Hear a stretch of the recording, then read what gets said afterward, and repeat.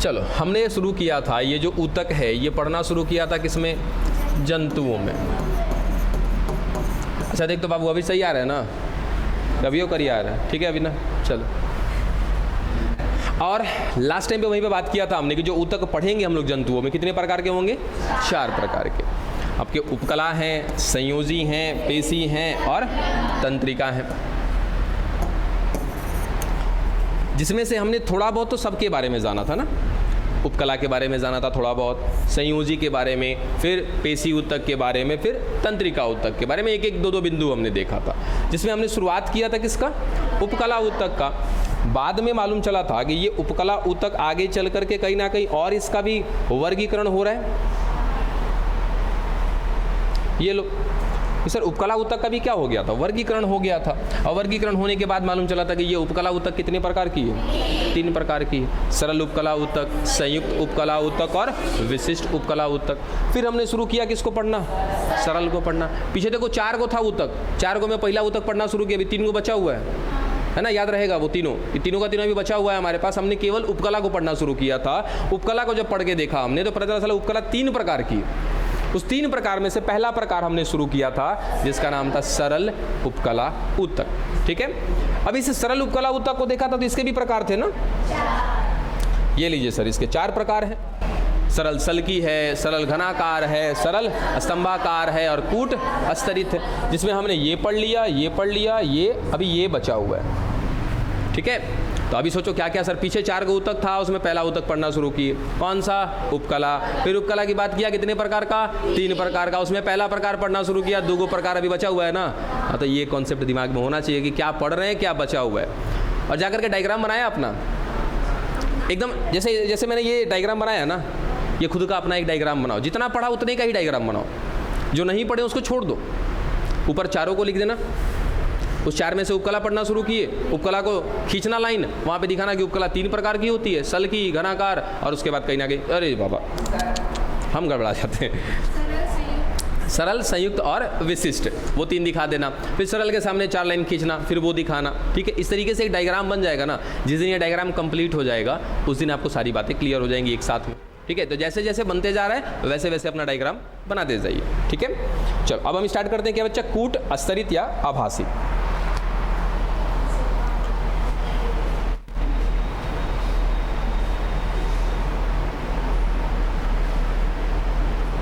चलो यहाँ पे थे हम लोग।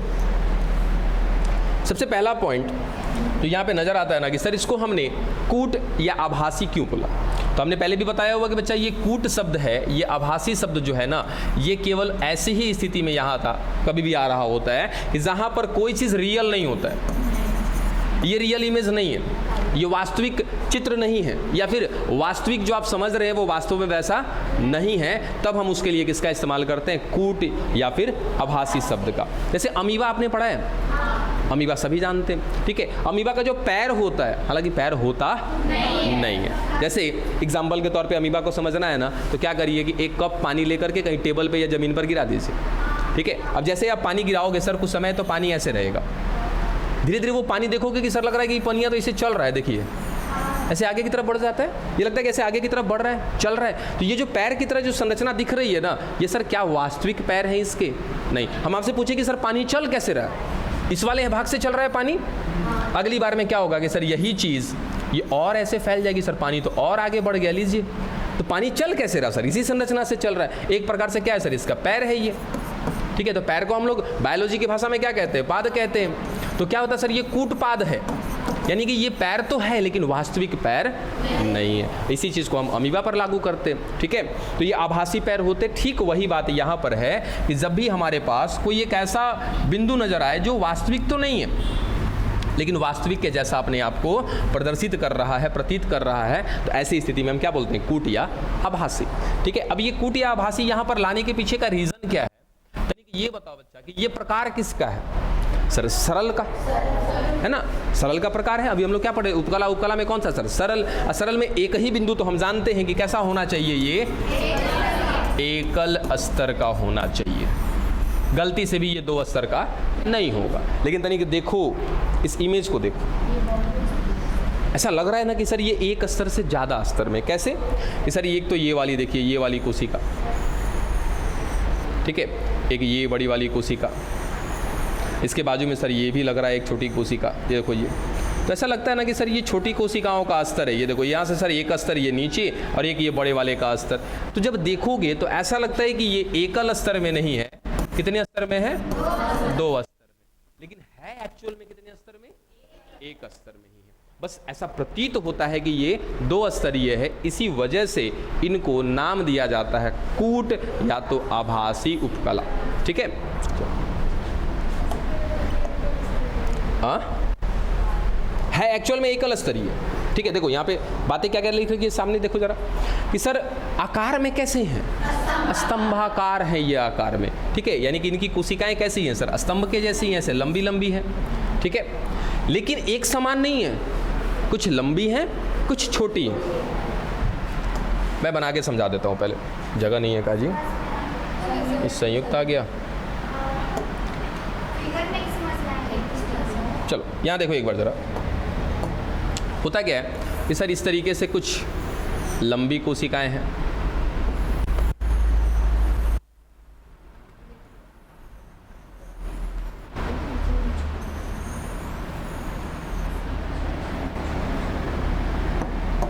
इनका केंद्रक भी निश्चित स्थान पे नहीं होता है, कहीं देखेंगे तो अब देखो स्तंभाकार का क्या लक्षण है कि सर अगर कोशिकाएं स्तंभाकार होंगी तो उनका केंद्रक कहाँ होगा?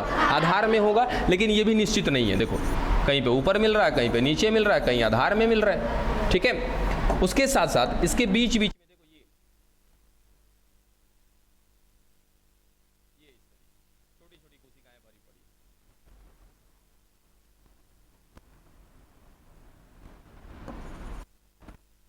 अब ये देखने में लग जाता है कि ये 2 स्तर का है, एक बड़ी वाली कोशिका का स्तर और एक छोटी वाली कोशिका का स्तर, लेकिन वास्तविक में है कैसा? ये एकल स्तर। चलो यही बात हमने यहाँ पे देखी है, क्या क्या चीज कि सर आकार में कैसे है ये?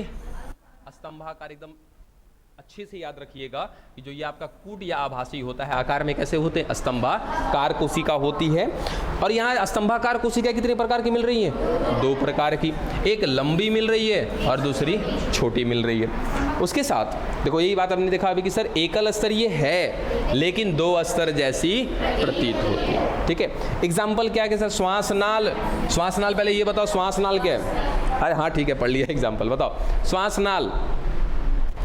सर ये श्वासनाल जहाँ से श्वास अंदर जाता है। ठीक है, श्वासनाल जो अगली संरचना जाकर के यहाँ जुड़ती है ना, इसको क्या बोलते हैं? श्वास नलिका बोलते हैं। और श्वास नलिका आगे जाकर के हृदय की नलिकाओं में खुलती है, उसको क्या बोलते हैं? श्वसनी बोलते हैं। तो ये पूरी की पूरी संरचना बनी हुई है किसकी? कूट या आभासी उपकला की बनी हुई है। खत्म हो गया यहाँ से आपका ये। तो कुछ विशेष नहीं याद रखना है सर, यहाँ पे 2-3 बिंदु खाली इसके लिए याद रखना है आपको कि पहला तो इसको कूट या आभासी क्यों बोला? क्योंकि ये वास्तव में है एकल स्तरीय, प्रतीत होता है 2 स्तरीय। ठीक है, पहला बिंदु। दूसरा बिंदु कि सर ये जो ऊतक है, कौन सा? कूट या आभासी, ये बना होता है स्तंभाकार कोशिकाओं का, लेकिन वो भी स्तंभाकार कोशिका एक समान प्रकार की नहीं होती है, कुछ लंबी होती है तो कुछ छोटी होती है। और अगर अपना पॉइंट जबरदस्ती घुसेड़ना है इसमें तो घुसेड़ दीजिए, क्या? इसका केंद्रक अनिश्चित स्थान पर पाया जाता है, यानी कि एक समान प्रकार की ना तो कोशिकाएं हैं और ना ही उनमें एक समान प्रकार से केंद्रक मिल रहा है। अलग अलग स्थान पर क्या मिलेगा? केंद्रक मिलेगा। ठीक है, और उसके बाद अंतिम में क्या याद रखिएगा इसका? एग्जाम्पल श्वासनाल, श्वास नलिका, श्वसनिका, ये काम खत्म कर दीजिएगा। ठीक है, श्वसनिका। ठीक है, देखो ट्रैकिया, ब्रोंकियोल्स, ब्रोंकाई। ठीक है, ये सब कुछ जब पढ़ेंगे हम लोग रेस्पिरेटरी सिस्टम तो वहाँ पर आएगा, वहाँ पर देखेंगे इसको विशेष तौर पे। फिलहाल इतना याद रखिए कि ये कहीं ना कहीं तीनों की तीनों संरचना कहाँ से संबंधित है? श्वसन से संबंधित है, यानी कि ये श्वसन तंत्र का हिस्सा है। कौन कौन? सर ये श्वासनाल, श्वसनिका और श्वास नलिका वगैरह, या फिर आपकी श्वसनी जिसको हम ब्रोंकाई बोलते हैं। और ये ब्रोंकाई आगे जाके ब्रोंकियोल्स में खुलता है। ठीक है, और वो ब्रोंकियोल्स आगे जाके एल्वियोलाई में खुलता है। एल्वियोलाई आपको बताया है मैंने, एल्वियोलाई याद है? कुपिका, वही चीज़। तो अब इससे जुड़ी हुई जो अगली संरचना है वो है एल्वियोलाई, जिसको हम कहते हैं कुपिका, यानी कि एक दूसरे के साथ सर आगे बढ़ते जा रहे। जैसे नेफ्रॉन याद है आप लोगों को? नेफ्रॉन में सर वोमेन संपुट था, फिर उसके बाद कहीं ना कहीं आपका क्या पीसीटी, फिर हेलेलू, फिर डीसीटी, फिर सीडी, अगली संरचना आते जा रही थी ना।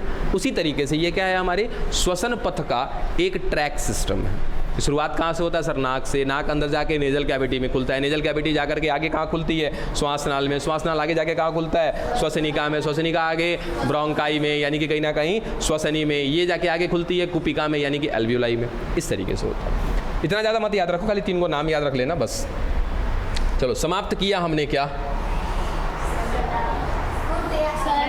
सरल, है ना, यानी कि 4 प्रकार हमारे पास थे, वो चारों प्रकार खत्म कर दिया हमने। किसका? सरल। फिर से याद करो, दिमाग में तनी आराम से जोड़। हाँ, सरल, संयुक्त, विशिष्ट। सरल को हमने खत्म कर लिया, यानी कि एक स्तर वाले को खत्म कर लिया। अब क्या आएगा हमारे सामने? 2 स्तर नहीं, 1 से ज़्यादा। 1 से या अधिक बोलो या फिर बहुस्तरीय बोलो, जो आपको समझ में आए बोलो। ठीक है, अगला है हमारे पास क्या? संयुक्त उपकला। क्या हम इसको कह दें कि सर ये दूसरे नंबर का है हमारा ये? यानी कि सर उपकला उतक जो पढ़ रहे थे, इसके 3 प्रकार थे। 3 प्रकार में से एगो प्रकार खत्म किया, दूसरे नंबर का प्रकार हमने शुरू किया। ठीक है, संयुक्त उपकला उत्तक। अब इसके बारे में पहले जो आपने पढ़ा तनिक वो याद करो तो क्या पढ़ा हुआ है आपने? इसके बारे में कुछ तो आपको बताया मैंने, एक ही बिंदु बताया, लेकिन बताया आपको क्या होता है। अच्छा एक मिनट तनिक ना, मुझे चिल मच रहा है कुछ से पूछने का। चुल, अच्छा चल खड़ी हो जा, जल्दी, समय कम है, जल्दी। और क्लास में जो एक्टिविटी हुआ उसको अपने तक ही दबा दीजिएगा। पता चल गया तो फिर पता है ना, रपा काटे जाओगे। चलो बताओ, संयुक्त उपकला के बारे में बताओ जितना जानते हो। सर ये एक से अधिक स्तर में पाए जा सकते हैं। और संयुक्त उपकला मतलब एक साथ जुड़े हुए हो सकते हैं। उस आगे कुछ नहीं पता है? इसके नीचे कौन होता है? इसके नीचे? हाँ, वो कहानी भूल चुके होंगे। नहीं। हाँ बताइए। आधारीय कला। आधारीय कला, उसके नीचे कौन होता है? विशिष्ट उपकला होती होगी। बैठ जाइए कृपया करके। हाँ जी बताइए। ये हमने कह दिया, आपने क्या बोला सर? संयुक्त उपकला 1 से ज़्यादा स्तर की होगी ना। लो सर, ये 1 स्तर, ये 2 स्तर, ये 3 स्तर की बना दी हमने संयुक्त उपकला उत्तक। इसके नीचे कौन होगा वो जरा हमें समझाओ। इसके नीचे, जस्ट संयुक्त के नीचे कौन होगा? अरे सॉरी, संयुक्त, हाँ ठीक है, संयुक्त उपकला के नीचे कौन होगा? हाँ बिल्कुल, उसके नीचे बताया आपने, बताइए इसके नीचे कौन होगा? विशिष्ट उपकला होगा। वाह, अरे होनहार, बैठ जाओ। आई रो, पीछे खड़ा हो जा, बता। अब मुझे नहीं पता, अब फेल कर चुके हैं। अभी सारा कन्फ्यूजन खत्म कर रहे हैं हम, सारा कन्फ्यूजन अभी हम खत्म कर रहे हैं, टेंशन मत दीजिए। बताओ बाबू, इसे संयुक्त उपकला के नीचे कौन होगा? आधार कला होता है। आधार कला कितने स्तर की होती है? कौन कौन सी स्तर होती है?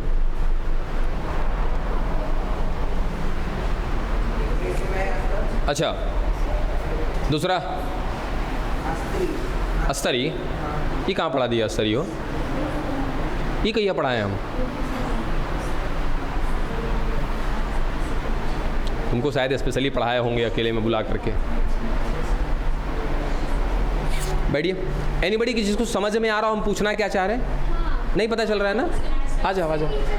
हाँ बताते। अरे वेट, तनिक धैर्य रखो, सुनो।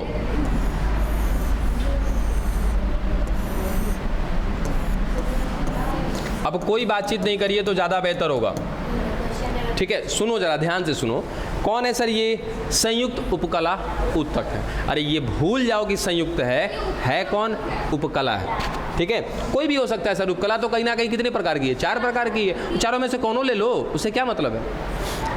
3। हम तो लोग नहीं बोले संगत से गुण होता है, संगत से गुण जात, हम खुद फंस जाएगा। चलो सर, ये उपकला तीनों में से कोई भी हो सकती है यहाँ पे। ठीक है, सरल हो सकती है, संयुक्त हो सकती है, या तो विशिष्ट हो सकती है। अब सरल में बात करेंगे तो सर सरलों में 4 प्रकार है। कौन हो रहे उससे क्या मतलब है कौन? उपकला है ना। चलो सर, उपकला के नीचे आपको बताया था कि कौन होता है? आधार कला होता है। आधार कला की कितनी स्तर होती है? 2 स्तर होती है। कौन कौन सी स्तर होती है सर? ये आधारीय स्तर है और ये रेशेमय स्तर है। ये आपने नहीं बताया था। नहीं, तो कंफ्यूजन मत लेकर के आइए सर। ऊपर उपकला, उसके नीचे आधार कला। आधार कला में भी सबसे पहले कौन? आधारीय अस्तर। उसके नीचे कौन? रेशेमय। रेशेमय के नीचे कौन है? संयोजी ऊतक। यही सीक्वेंस आपसे पूछ रहा था। वो दोनों में कौन-कौन सा पूछे तो ना। आपने खुद बताया सर आधारीय, तो मैंने बोला कि आधारीय के नीचे क्या है। आप आधार कला बोलते तो मैं उसका प्रकार पूछता, जैसे मैंने वहाँ पूछा। अच्छा कोई बात नहीं, चलो तब मेरा मिस्टेक है। चलो कोई बात नहीं, ध्यान में आ गया सब कुछ कि क्या है। कोई भी रहे सर, उपकला होगा, उपकला के नीचे कौन होगा? आधार कला। आधार कला के नीचे कौन होगा? संयोजी ऊतक। ठीक है, हमको बताया था आपको कि सर उपकला का मतलब ही क्या होता है? किसी के ऊपर वृद्धि करना। किसके ऊपर वृद्धि करना? संयोजी ऊतक के ऊपर वृद्धि करना। तो जब तक हमारा उपकला चलेगा तब तक सर सबसे बाहर उपकला होगा, उसके नीचे आधार कला होगी और उसके नीचे संयोजी ऊतक। ये तो दिमाग में बैठा लीजिएगा। कोई भी हो, कोई भी उपकला हो, जब होगा तो संयोजी के ऊपर होगा। और उपकला और संयोजी के बीच में कौन होगा? आधार कला होगा। क्योंकि उपकला का लक्षण है वो एक रसायन स्रावित कर देता है। बाबू तो नहीं बताओ। ग्लाइकोप्रोटीन। वाह रे भाई, बैठ जा। संयोजी ऊतक कोई रसायन स्रावित करता है? संयोजी ऊतक। अरे तू रहने दे, तूने सही बताया। आप बताइए। नहीं, काहे नहीं आए थे? ये तो गलत बात है, ये तो सरासर गलत बात है। पापा तो कहते हैं कि सर बचिया बड़ी पड़ती है घर पे। एकदम। आपके पापा से अभी फिलहाल हमारी मुलाकात थी 1 हफ्ते पहले करीबन। बिल्कुल, ये तो गलत बात है। बैठिए। हाँ जी, हाँ। संयोजी ऊतक एक रसायन स्रावित करता है, वो कौन सा है? ग्लाइकोप्रोटीन। तू बता, बैठो। संयोजी ऊतक एक रसायन स्रावित करता है, उस रसायन का नाम क्या है? अच्छा, म्यूकोपॉलीसेकेराइड। ओकरा संगे संगे कुछ और भी स्रावित करता है।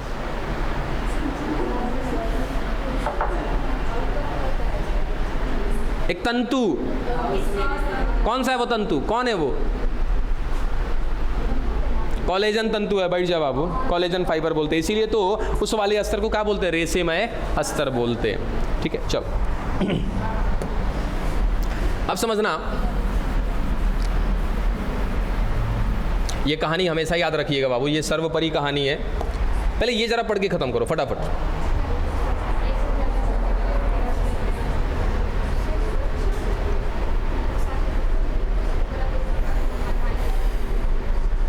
क्लियर हो गया? अब तनी खुद से बताना मुझे।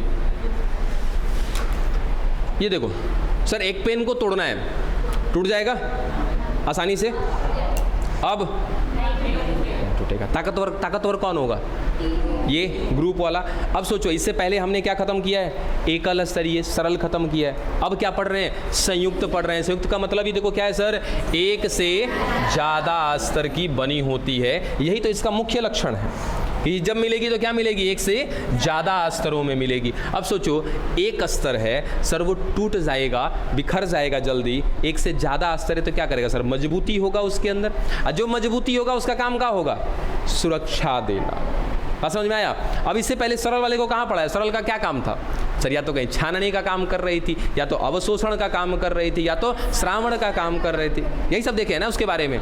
लेकिन यहाँ पर कौन है? संयुक्त है। ना तो ये छानेगी, ना ही ये अवशोषण करेगी, ना ही ये श्रावण करेगी। सर इसके लक्षण में क्या हमने देखा कि ये एक से ज़्यादा स्तर की बनी है, मजबूत होगा तो ये क्या करेगा? सहारा देगा, मजबूती देगा, हमको सुरक्षा देगा। बात समझ में आया? चलो सर, एक से ज़्यादा स्तर की बनी हुई है, हाँ बनी हुई है, माना। ठीक है, अब इसका वजह से क्या करेगा सर? रासायनिक और यांत्रिक प्रतिबलों से सुरक्षा देगा। ये त्वचा, अभी तक हमने कहीं भी सरल में त्वचा का एग्जाम्पल दिया था क्या? नहीं ना। इसका मतलब सर सरल में त्वचा नहीं आता है। हाँ है तो उपकला ही है हमारी त्वचा। ये शुरुआत के लक्षणों में बता दिया था कि उपकला का एग्जाम्पल कौन होगा? त्वचा। लेकिन कौन से उपकला का एग्जाम्पल त्वचा होगा ऐसा मैंने बताया नहीं था। आज क्लियर हुआ कि ये त्वचा किसका एग्जाम्पल है? समझ में आया? ये क्या करता है सर? बाहर से कोई केमिकल है। अब केमिकल मतलब खतरनाक वाला केमिकल नहीं, एसिड वगैरह नहीं, एसिड पे तो जल जाएगा बेचारा। ठीक है, अब बाहर जैसे सर बहुत सारे इसमें केमिकल घूम रहे हैं क्या? बिल्कुल बहुत सारे केमिकल घूम रहे हैं, बहुत सारे रसायन घूम रहे हैं। जैसे कार्बन डाइऑक्साइड, सपोज एग्जांपल के तौर पे लीजिए सर, क्या कार्बन डाइऑक्साइड, क्या कार्बन डाइऑक्साइड अंदर घुस जा रहा है क्या? नहीं घुस रहा है। क्या ये सुरक्षा दे रहा है त्वचा हमें? बिल्कुल दे रहा है। समझ में आया सर? उसके बाद यांत्रिक प्रतिबल, कोई जोड़ इस पर लग रहा है, क्या उसको भी झेल रहा है क्या ये, है ना? यानी कि सर एक्सटर्नल फोर्स को झेल रहा है, ये बाहरी बलों को झेल रहा है, किसी प्रकार का कोई रसायन है, कुछ खतरनाक चीजें हैं, उन सब से बचाने का काम करता है कौन? संयुक्त उपकला। रीजन कि सर ये एक से ज्यादा स्तर की बनी होती है। बात समझ में आ गया? तो एक से ज्यादा स्तर की बनी है तो क्या करेगी सर? रासायनिक यानी कि केमिकल वगैरह से, रसायन से सुरक्षा देगी और यांत्रिक प्रतिबलों से सुरक्षा देने का काम करेगी। अब एक और लाइन देखो, प्रसार के आधार पर ये उपकला दो प्रकार की। प्रसार मतलब, प्रसार मतलब हाँ बिल्कुल फैलाव होना, ठीक है, एक्सटेंशन होना, एक्सटेंस होना, ठीक है, एक्सटेंड होना, खिंचाव होना। जैसे रबड़, रबड़ में प्रसार की क्षमता है। अब इसको खींच के दिखाओ सर, ये नहीं फैलेगा, है ना? कितनी भी कोशिश कर लें ये फैलेगा नहीं। इसका मतलब देखो क्या लिखा है कि सर प्रसार के आधार पर ये उपकला दो प्रकार की है, यानी कि सर फैलने के आधार पर ये उपकला दो प्रकार की है। देखो कौन कौन सा है सर? एक को कहते हैं संक्रमण या अंतःवर्ती संयुक्त उपकला। बात पल्ले पड़ा? अरे ये क्या हो गया हो, ये कैसे आ गया? बहुत पहले वाला है ये। अच्छा हाँ, इसी पेज पे लिए थे ना, इसीलिए आ गया। कोई बात, चलो नाम फिलहाल समझो, बाकी हम आपको इसकी कहानी समझाते हैं। एक को संक्रमण या अंतःवर्ती संयुक्त उपकला बोला, एक को क्या बोला? अस्तरित संयुक्त उपकला। इंग्लिश में देखो ट्रांजिशनल, ट्रांजिशनल मतलब ये होता है फैलना, ठीक है, और स्टेडिफाइड इसका मतलब होता है एक सिंपल लेयर, ठीक है। चलो समझते हैं इसको। यहाँ पर लीजिए सर, बहुत सी स्तरें दिखा दी, तो कौन हो जाएगा? संयुक्त उपकला हो जाएगा। ये भी सर संयुक्त उपकला का ही प्रकार है, यहाँ पर भी बहुत सी स्तरें दिखा दी, ठीक है। चलो दोनों जगह पे सर सेम कहानी हम लेके चले हैं, क्योंकि ये भी कहीं ना कहीं आपका कौन है? संयुक्त उपकला है, और दूसरा वाला भी कौन है? संयुक्त उपकला है, ठीक है। लेकिन इन दोनों में अंतर है। किस बात का अंतर है? देखो सर, ये वाले उपकला ऊतक को लिया हमने और खींचा, समझ में आ रहा है सर? ये फैल गया खींचने पर, इसको खींचा सर, ये ज्यों का त्यों है, कोई अंतर नहीं हो रहा है इसमें, ठीक है, जैसा का तैसा ही है। तो हम क्या कह सकते हैं कि सर एक ऐसी संयुक्त उपकला जिसमें फैलाव है, ठीक है, एक ऐसी उपकला, कौन सी उपकला? संयुक्त उपकला जिसमें फैलाव नहीं है, इसमें फैलाव नहीं है। एक और लाइन यूज कर सकते हैं सर, इसमें प्रसार हो रहा है, इसमें प्रसार नहीं हो रहा है। बात समझे? तो प्रसार होने के आधार पे, फैलने के आधार पे संयुक्त उपकला दो प्रकार की होती है। एक को हम बोलते हैं संक्रमण। संक्रमण मतलब क्या होता है? फैलना होता है। ऐसे होता है कि ये सर संक्रमण रोग है, मतलब एक से दूसरे में फैल सकता है, बस वही उसी वर्ड के लिए कहीं ना कहीं यहाँ पे क्या लिखा गया है? संक्रमण। और अंतःवर्ती का मतलब होता है इंटरनली खिंचाव। तो क्या इसके अंदर खिंचाव है? बिल्कुल खिंचाव है। तो या तो हम बोलेंगे संक्रमण संयुक्त उपकला ऊतक, या तो क्या बोल देंगे? अंतःवर्ती संयुक्त उपकला ऊतक। ऐसा ऊतक जो फैलेगा, और ये एक प्रकार का क्या है? संयुक्त ऊतक है। उसके बाद सर ये नहीं फैलेगा, लेकिन फिर भी कौन है? ये संयुक्त उपकला ऊतक। तो वही लाइन थी, समझ में आ गया अभी क्लियर? कि सर ये फैलाव के आधार पर दो प्रकार के होते हैं। अगर ये फैल रहे हैं तो क्या कहलाएंगे? अंतःवर्ती, या तो संक्रमण कहलाएंगे। नहीं फैल रहे हैं तो क्या कहलाएंगे? अस्तरित कहलाएंगे, ठीक है। अब इसके बाद किसको पढ़ना चाहिए हमें? सर पहले संयुक्त उपकला ऊतक शुरू किया हमने, इसके दो प्रकार थे। पहला हम क्या पढ़ेंगे? इसका संक्रमण या अंतःवर्ती। इससे पहले जरा इसका क्लासिफिकेशन आपको दे देते। देखिए, सबसे पहला संक्रमण था, दूसरा कौन था? अस्तरित था, ठीक है। स्टेडिफाइड बोल देते हैं, और इसको क्या ना कहीं ट्रांजिशनल बोलते। क्या हो गया? चलो देखो, नहीं बच्चा हो गया। इसके कोई प्रकार नहीं है आगे चल के, ठीक है। इसके संक्रमण के कोई प्रकार नहीं है, जबकि अस्तरित के प्रकार है, ठीक है। हाँ बिल्कुल, इसीलिए तो मैंने आपको आज आ करके पीछे का रिवाइंड क्यों करवाया। आज आ करके आज तक का आप डायग्राम बना लीजिएगा, अब बनाने के बाद ये देख लीजिएगा कि उसमें से उस डायग्राम में से आपने क्या पढ़ा है, क्या छोड़ा है। आपको क्या पढ़ना है वो एक आइडिया बनता जाएगा आपके माइंड में, ठीक है। अब इस अस्तरित की बात करें तो अस्तरित जो है, एक लाइन लिख रहा हूँ, मेरे ख्याल से समझ जाओगे। अब इसका जो क्लासिफिकेशन करेंगे वो किस आधार पर? आकार के आधार पर करेंगे, ठीक है सर। पहला आकार घन का क्या हो जाएगा सर? घन आकार। नाम कैसे लिखेंगे इसका? तनिक आ जाओ वापस पीछे। देखो सर, हम किसको देख रहे हैं? अस्तरित को, ठीक है। अस्तरित के 3 प्रकार हैं। किस आधार पर? आकार के आधार पर। क्या बोलेंगे? अस्तरित, घनाकार, संयुक्त, उपकला। दूसरा है सर स्तंभ के जैसा, क्या कहेंगे? अस्तरित, स्तंभाकार, संयुक्त, उपकला, ठीक है। तीसरा है सल्की यानी कि चपटा वाला, तो क्या कहेंगे? अस्तरित, सल्की, संयुक्त, उपकला, उत्तक। बात समझ में आ गया? तो ये 3 प्रकार होगा इसका, और वो तीनों प्रकार किस आधार पर होगा? आकार के आधार पे। सर पहला घन के आकार का, दूसरा स्तंभ के आकार का, और तीसरा सल्की। सल्की कोई आकार नहीं होता है। सल्की का मतलब क्या होता है? चपटी कोशिकाएं, उनको क्या बोलते हैं? सल्की। जो लंबी होंगी क्या बोलते हैं? स्तंभाकार। जो घन के जैसी होंगी उनको घनाकार, ठीक है। तो कल हम क्या सबसे पहले शुरू करने वाले हैं? संक्रमण को शुरू करेंगे। संक्रमण को पढ़ के तुरंत खत्म कर देंगे। संक्रमण का कोई प्रकार नहीं है, ठीक है। फिर उसके बाद आएंगे हम लोग किस पर? अस्तरित पर। अस्तरित एक बार समझ लोगे तो खाली यही ना अंतर है कि सर ये आकार के आधार पर क्या होते हैं? अलग अलग होते हैं। एग्जाम्पल देख करके खत्म कर लेंगे। कल इसका स्वाहा करने वाले हम लोग। हाँ, कल संयुक्त उपकला किसी भी कीमत पर खत्म होना चाहिए।